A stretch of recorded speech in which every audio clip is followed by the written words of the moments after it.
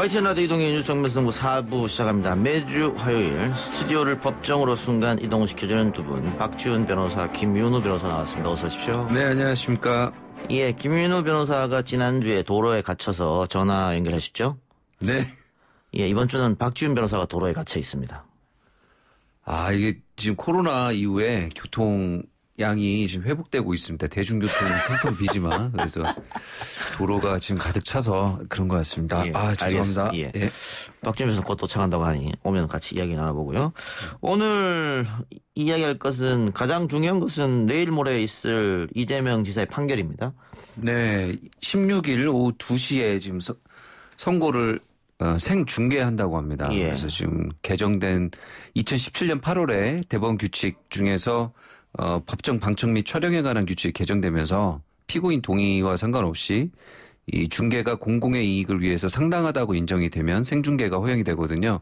그래서 이번에도 다시 생중계가 허용되는 것으로 생중계를 허가했습니다. 굉장히 큰 사건이다. 국민적인 관심이 크다. 이렇게 법원이 판단한 모양이죠? 네, 그 첫 번째 생중계했던 사건은 국정농단 사건에서 박근혜 전 대통령과 최서원 씨, 그다음에 이재용 삼성전자 부회장에 대해서 선고할 때 최초로 TV 생중계했었고 그다음에는 이 사건인 것 같은데요.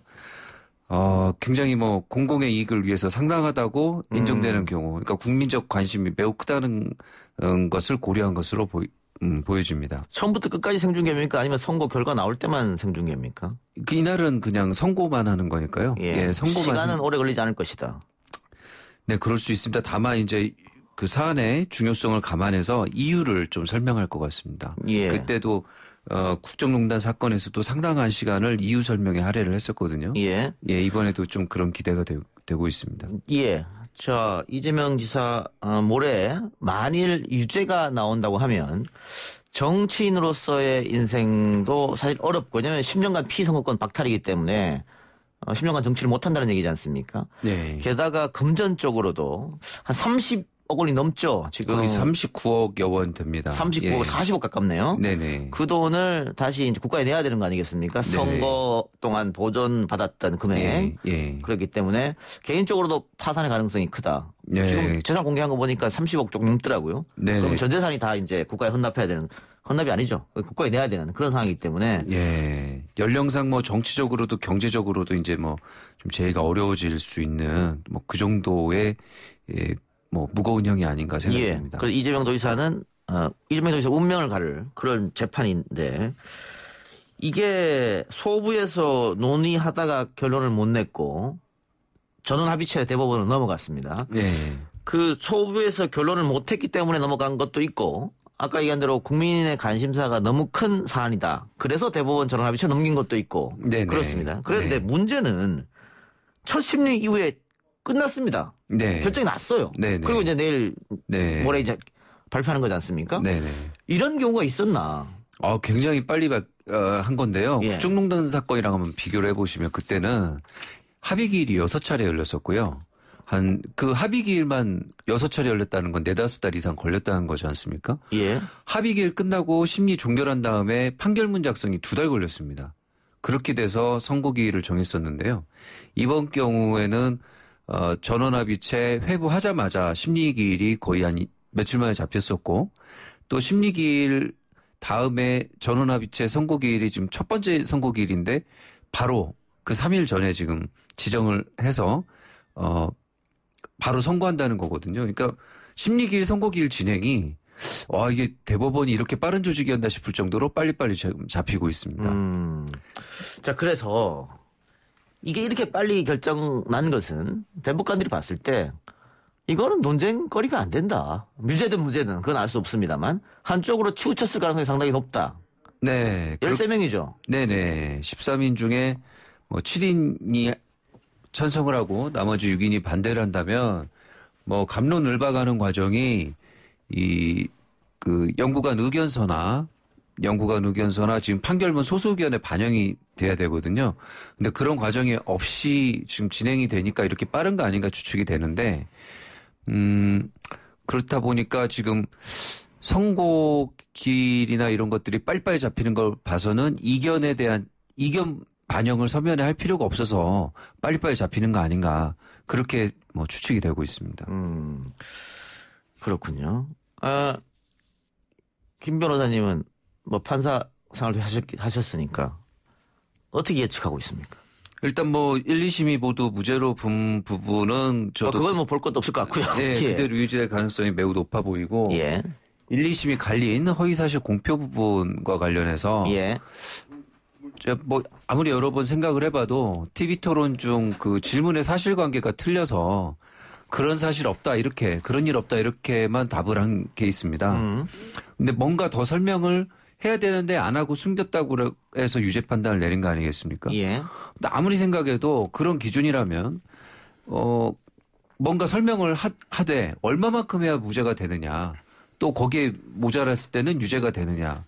그러니까 후보자 TV 토론 중에 나온 방송 토론회 중에 있었던 문답이었거든요. 예. 질문 시간, 답변 시간 모두 제한이 되는데 답변을 얼마만큼 질문이 틀린 경우에 얼마만큼 상세히 해주면 무죄고 얼마만큼 그만큼 못하면 무죄냐 이런 유무죄 기준이 그 판결을 아무리 읽어봐도 불분명하거든요. 그래서 항소심에서 얘기한 아무런 기준 없이 재판부가 보기에 꼭 말했어야 하는 사실을 말하지 않아서 허위 사실을 말한 거랑 마찬가지 이런 해석을 지금 해놨는데 예.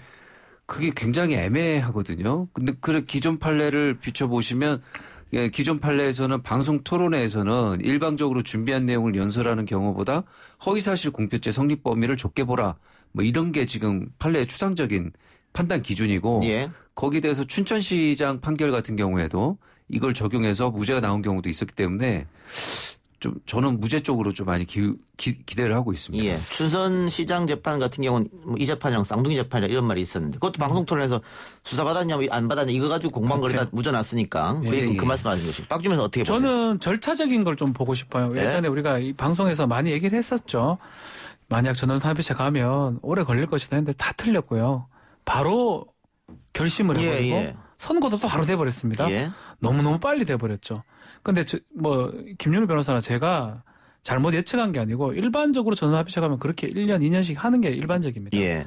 조금 독특한 상황이죠. 예. 저는 그 판결 내용이나 이런 내용 부분은 우리 김윤우 변호사 짚어주셨기 때문에 절차적인 걸 좀 보면 전원합의체에 올렸는데 소부 의견이 바로 반영이 됐다고 저는 생각이 좀 듭니다. 예. 왜냐하면 소부가 올렸는데 전원합의체 재판 딱 한 번 하고 결심을 해버리고 예. 반대의 의견이라면 소부 대법관이 체면이라든지 이게 말이 안 되거든요. 그러니까 소부에서 올렸는데 뭐하러 이걸 올렸냐. 당연한 거 뭐. 그래서 저는 그러면 소부에서 4대 0이나 3대 1 정도 나왔다고 보십니까? 그래서 올렸고 전원합의체에서도 12대 1 내지 13대 0 아니면 11대 2. 원사이드로 끝날 것이다. 더 이상 뭐 얘기할 거 없다. 그래 판단이 됐을 걸로 저는 생각이 들고요. 그럼 소부에서 제가 알기로는 노정희 대법관으로 알고 있는데 누가 올린지 정확하게 저는 알 수는 없는데요. 노정희 대법관의 의견대로 지금 가는 게 아니냐. 그렇게 추측이 되고. 그 노정희 대법관이 그 쌍둥이 재판이라는 춘천 재판했습니다. 재판했죠. 예. 그래서 저도 똑같이 노정희 대법관 의견대로 간다면 좀 무죄 취지 아니면 100만 원 미만 뭐 그게 좀 가능할지 모르겠지만 그 판결로 좀 전 생각을 좀 합니다. 두 분은 법리적으로 분석해 주셨고 제가 정무적으로 분석을 합니다. 좋습니다. 예. 만주 변호사 한 분 계시니까 여기. 예. 공개 변론을 요청했는데 받아들여지지 않았습니다. 그렇죠. 이지사 측에서 요청을 받아주지 않았어요. 그리고 TV 생중계를 합니다.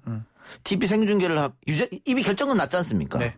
그죠? 다 써놨을 거 아니에요. 그렇죠. 결정 난 상태에서 TV 생중계를 해서 전 국민에게 유죄다. 이렇게 할까? 법원에서? 또 공개 변론을 안 받아준 것은 어차피 이 지사 쪽에 유리하게 판결을 날 거니까 공개 변론을 할 필요 없다. 이렇게 이건 법리가 아니고 정무적으로. 와닿는데요. 근데 사실은 저희 변호사들이 이제 뭐 이 건 말고 재판할 때 이 판사 얼굴을 많이 봅니다. 예. 재판장이 무슨 요청을 했는데 받느냐, 기각하느냐, 왜 기각하느냐, 왜 받아주느냐, 채택하느냐 그걸 판단하면서 그 재판의 성패를 좀 짐작을 하거든요. 예. 지금 우리 진행자께서 얘기했는데 그게 사실은 어쩌면 더 중요한 논거가 될 수 있지 않을까 조심스럽게 얘기해 봅니다. 저 아까 유죄가 됐을 경우에는 뭐 정치생명은 물론이고 개인 파산도 갈 수 있다 이렇게 38억 정도를 예. 물러야 됩니다. 예측을 했는데 그럼 무죄로 나올 경우는 어떻게 하냐? 바로 뭐 지금도 뭐 그 잠재적 대권 주자 2위입니다만 이낙연 의원을 위협할 정도로 올라가지 않느냐 이런 분석이 있어요. 어떻게 파기 보세요? 자판은 하지 않을까요? 파기 환송을 하면 고등법원에 새로 다시 재판하는데 뭐 고등법원 자체가 결국은 대법원 파기 취지대로 할 것이고요. 예. 조금 시간은 걸릴 겁니다. 예. 이 홍준표 전 대표를 보면 알 수 있을 것 같아요. 홍준표 전 대표도 뇌물 사건 유사하게 대법원까지 갔는데 1심, 2심에서 유죄, 무죄 엇갈렸었습니다. 근데 사실은 2% 안쪽이었거든요. 예. 재판 받는 과정에서. 예. 근데 대법원에서 무죄 취지로 파기되고 나서부터는 일약 당시 자유한국당의 후보권이 될 수 있을 정도로 20% 이상으로 올라가 버렸어요. 마찬가지로 뭐 이재명 지사 같은 경우도 지금도 사실 많이 높아요. 퍼센트 얘기하면 그렇지만 2위권이고 예, 두 2위권. 자릿수입니다. 예. 상당히 높은데 만약에 되면 저는 박빙의 승부가 되지 않을까. 바로 그냥 일하고 올라가지 않을까. 생각해도 또 뭐 이런 얘기 하기가 맞는지 모르겠지만 박원 시장도 지금 좀 그런 상황이고. 예. 없어요. 눈에 띄는 후보가. 여당 대권 주자가. 여당 주자가 없기 때문에 또 여당 지지자 입장에서는 한 명이 독주하는 것보다는 경쟁하는 구도로 가는 거를 아마 바란다면 아마도 이재명 지사가 아주 많이 올라갈 것이다 예상이 됩니다. 김 변호 어떻게 보십니까? 오늘 발표된 그 시도지사 직무수행 지지도 순위에서 제가 숫자 말하면 싫어하시니까 예. 자, 숫자 말하지 마세요. 예. 싫어하는 꼴찌에서 개그맨. 1등으로 올라왔다고 그 제목이 그렇게 잡힌 기사가 여러 개가 보여요. 처음에 조사할 때는 꼴찌였죠. 예. 그러다가 계속 올랐죠. 예. 예, 계속 상승해서 지금 1위라고 하지 않습니까? 그래서 상승세시고 그다음에 지금 뭐 사실 뭐 부동산 문제에 대해서 굉장히 좀 국민들께서 좀 여론조사하면 좀 여러 가지 의견들 뭐 좀 불만들이 많은 의견들을 보여주시고 계시는데 저는 경기도시공사에서 공공임대주택 정책을 꾸준히 해왔었거든요. 그런 부분이라던가 국민들이 정책적으로 기대하시는 부분들이 많이 있으시더라고요. 그래서 계속 글쎄요 그 어떤 화법이 이렇게 막 예쓴지 논지 계속 여러 번 들어도 잘 모르겠는 분보다 좀 분명하면서 좀 타이밍이나 좀 이런 듣기에 편한 부분이 많은 부분이 있기 때문에 굉장히 좀 뭐랄까 대선에 대한 관심도나 뭐 이런 부분도 올라가지 않을까 생각이 듭니다. 스타일상 국민들이 좋아할 스타일이다 이 말씀 알겠습니다. 다른 얘기 해보죠. 검언 유착국 사건, 뭐 이게 채널 A와 검찰의 유착 사건, 뭐 이거 하는 거죠. 네. 검찰 수사심의위원회가 24일 열린다고 하는데 이 수사심의위원회는 이철 전 벨로 인베스트 코리아 대표가 신청했던 그거죠? 네, 피해자 신분으로 신청을 했었는데 29일에 부의심의위를 중앙지검에서 열었고요. 이제 24일 날 대검에서 수사심의회가 소집되는 것으로 결정이 됐습니다. 예. 그런데 채널 A 이동재 기자도 수사심의를 요청했고 한동훈 검사도 요청했잖아요. 이건 받아들여졌습니까? 채널 A 기자 건 안 받아들여졌고 한동훈 검사 건 어떻게 됐습니까? 이것도 지금 부의 자체는 할지 모르겠습니다만은 거기에 대해서 의견서 제출 기회는 주는 것으로 똑같이 그러니까 이철 전 대표나 그 기자나 한동훈 검사장한테도 지금 제출 기회는 똑같이 주는 것으로 보도가 되고 있습니다. 예. 그래서 부의 자체는 하지 않대. 부의 자체는 그 이철 전 대표 것만 하되 의견서 제출 기회는 이동재 기자나 한동훈 검사장에게 주는 것으로. 첫 번째 수사심의 넣은 게 이철 쪽입니다. 뭐 그러다 보니까 아마 다 합쳐서 하는 것 같아요. 안 받아준다는 건 아니고요. 수사심의를 지금 4군데 5군데 뭐 할 수는 없는 거니까 예. 한 군데에서 열대 그 안에 모든 걸 제출해서 아. 여기서 녹여내자. 이렇게 그러면 결정이 난 것 같아요. 이철 수사심의위원회에서 한동훈 검사하고 이동재 기자도 참석한다 거기에 같이. 그렇죠. 거기 가서 뭐 변호사면 변호사, 예. 뭐 변호인단이라든지 예. 검사라든지 참석을 해가지고 자신의 의견을 진술할 것으로 보입니다. 그런데 이 수사심의위원회라는 거 하는 게 검찰의 어떤 중립을 못 믿겠다. 네. 뭐 그렇게 해서 신청하는 거잖아요. 네. 한동훈 검사는 검사인데 검사가 검사의 수사를 못 믿겠다는 겁니까? 잠깐 이해가 안 되는데. 예, 그 신청 이유를 밝히면서 자기가 공작 피해자인데 자신에게 국한해서 수사가 진행되고 있다. 이렇게 지금 주장하면서 또 그런 주장을 실제로 했습니다. 수사 상황이 실시간으로 유출되고 수사 결론을 미리 제시하는 수사팀 관계자와 법무부 관계자 발언이 이어지는 상황에서 공정한 수사를 기대하기 어렵다. 이렇게 불신을 표명했습니다.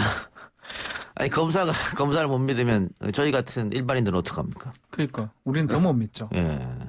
글쎄, 약간 고객 사실은 뭐 많이 꼬여 있어요. 뭐 이 사건을 이렇게 수사 5건인가요? 뭐 4건인가요? 수사 심의가 네, 지금 5건이 신청이 됐죠. 한숨이 나옵니다. 5건 예. 나온다는 게 예, 시민단체 2건은 예. 각하를 했는데 예. 예. 이 정도의 사건인가 싶기도 하고 이래 되면 결론이 어떻게 나더라도 인정하지 않을 가능성이 높아요. 그러니까 사실은 수사라는 건 미행성, 긴급성. 그래서 수사팀이 쫙 직진해가지고 딱 결론을 내야 되는데 이런 식으로 모든 사람의 발을 담가버리는 결과거든요. 결론이 어떻게 나더라도 한쪽은 인정하지 않을 겁니다. 이런 거기 때문에 결국 이 수사가 이래 되면 안 되는 거거든요. 예. 참 안타깝습니다. 자, 심의위는 열리게 됐고 이전 기자와 한 검사장에 대한 수사 중앙지검에서 하고 있지 않습니까? 네. 그 수사는 뭐 검찰총장과 또 장관이 대립각 세우면서 장관이 하라고 해서 계속 가는 거죠. 하고는 있는데 이제 또 수사 심의도 있을 뿐더러 그 경우는 지금 형사 1부장이 이 내부 전산망에 검찰 내부 전산망에 진전이 있었다고 얘기를 하고 있거든요. 그렇기 때문에 만약에 이제 검찰총장이 개입이 없다면 뭐 전 조심스럽게 구속영장 청구를 하지 않을까 생각이 들어요. 그럼 구속영장 청구를 한다는 거는 어느 정도 청구 발부 여부를 떠나서요. 수사가 어느 정도 진정이 있었던 거고요. 그리고 그 다음은 한동훈 검사장의 소환 조사 내지 또 처분 그렇게 진행될 것으로 보입니다. 예. 근데 수사심의위원회에서 수사 중단하라 혹은 불기소 이렇게 어떻게 그럴 되나요? 가능성도 있죠. 그럼 어떻게 됩니까? 모르겠습니다. 그래서 이러면 안 된다고요. 공고견에 불과하긴 하지만 되고요. 이게 굉장히 이러면 지금 안 된다고요. 엄청난 부담이 될 수 있을 것 같습니다. 지금 수사팀 같은 경우에 이게 지금 3건이나 되니까 그 대응하는 의견서를 3건을 제출해야 되거든요. 그러니까요. 굉장히 수사에 부담이 되는 상황이고 수사심의에서 만약 진짜 수사 중단이나 불기소 의견을 낼 것 같은 경우에는 여론전으로 지금 들어가지 않을까 싶거든요. 그렇죠. 그랬을 때는 이제 수사의 공정성이나 어떤 수사 결과에 대한 승복이 굉장히 좀 문제가 생기지 않을까 그런 생각이 듭니다. 그래요. 알겠습니다. 자, 하여튼 뭐 수사는 또 하고 있으니까 말이죠. 근데 그 수사를 담당하고 있는 검사 쪽에서 어느 정도 사건의 진실에 접근했다 이런 이야기를 했잖아요. 그 얘기가 그거거든요. 그런 얘기를 쉽게 할 수가 없습니다. 저도 뭐 수사를 해본 입장에서 내 수사에 가급적이면 밖으로 안 드러내는데 아마 이 사건이 하도 말이 많다 보니까 얘기를 한 것 같아요. 실체적 진실에 접근하였다라는 것 곧 증거가 있다라는 겁니다. 제가 분석하기로는 그렇기 때문에 그 증거를 토대로 이동재 전 기자를 뭐 강제 처분을 하지 않을까. 그러면 영장 청구를 하면 어느 정도 증거는 확보했다고 우리가 미루어 짐작할 수도 있을 것 같습니다. 예. 좀 한 가지 걱정되는 거는 그 수사심의위원회에서 그때 이재용 부회장 사건에서 심의를 해가지고 불기소 의견을 냈지 않습니까? 그때 뭐 지금 그때 그 위원들이 어느 정도 추첨에 대해서 바뀐다고 하더라도 위원장님은 여전히 양창수 위원장님이거든요.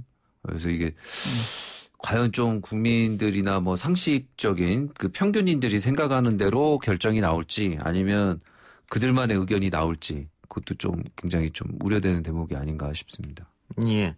자, 이재용 부회장 경우는 수사심의위원회에서 기소하지 마라. 네. 결정이 났잖아요. 이거 어떻게 되면 아직 검찰이 결정을 못했죠. 어떻게 할지. 그렇죠. 네네. 결정이 임박했다는 보도들만 나오고 있습니다. 이게 권고적 효력이니까 이걸 뭐 받기도 뭐하고 안 받기도 뭐한데 일단은 곧 결정이 날 겁니다. 어떻게 될지 모르고. 예. 뭐 아마 근데 어떤 결정을 내리더라도 후폭풍은 있을 것 같습니다. 그렇죠. 그 권고를 받아서요. 불기소를 해버려도 말이 안 되고요. 예. 기소를 하면 수사심의가 뭐하라 했냐 또 이런 얘기도 할 거고 여러 가지 얘기가 나올 겁니다.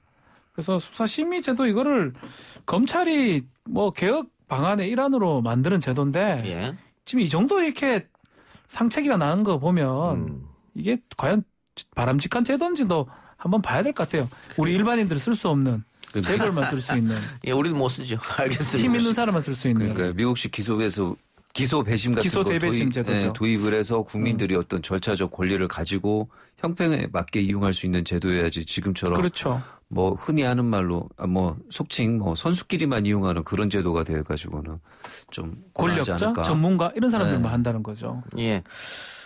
또 하나 검경 수사권 갈등을 불러일으켰던 울산 고래고기 사건 3년간 수사가 이어졌는데 관련 사건을 담당했던 검사가 무혐의 결정 났네요.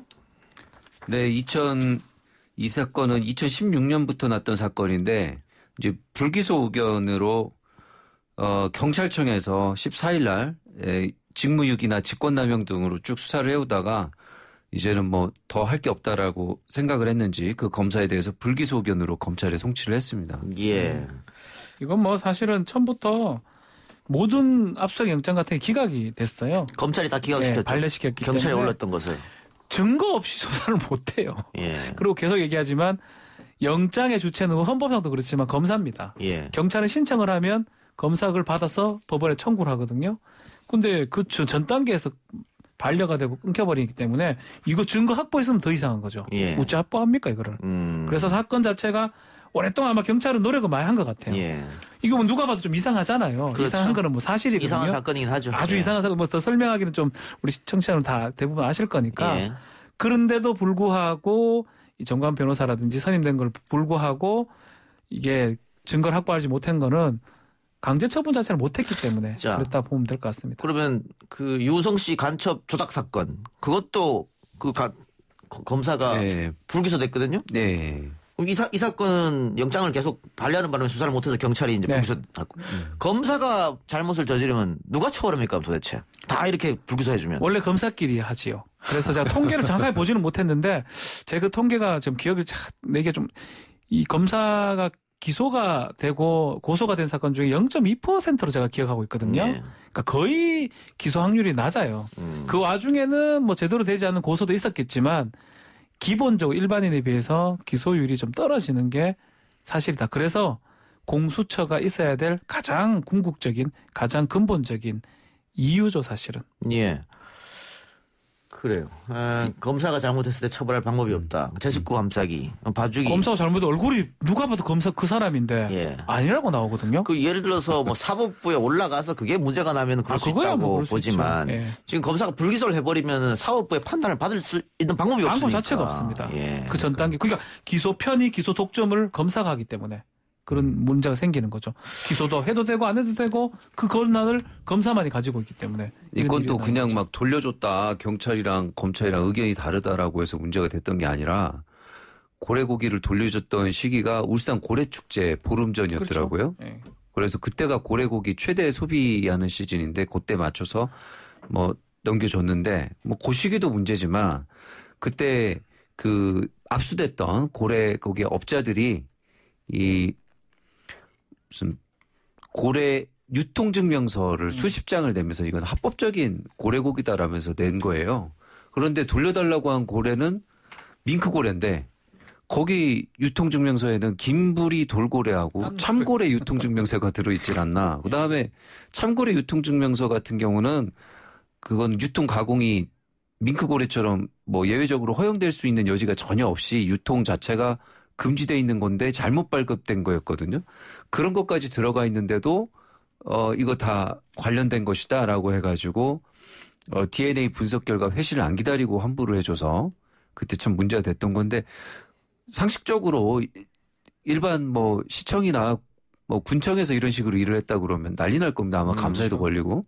근데 이것이 수사에서 아무것도 안 나오고 끝났다는 거는 정말 영장 청구권을 딱 검찰이 쥐고 이 수사가 안 되는 방향으로 그렇죠. 예, 그동안 어떻게 해오지 않았는가라는 그 추정이 가능하지 않나 생각이 됩니다.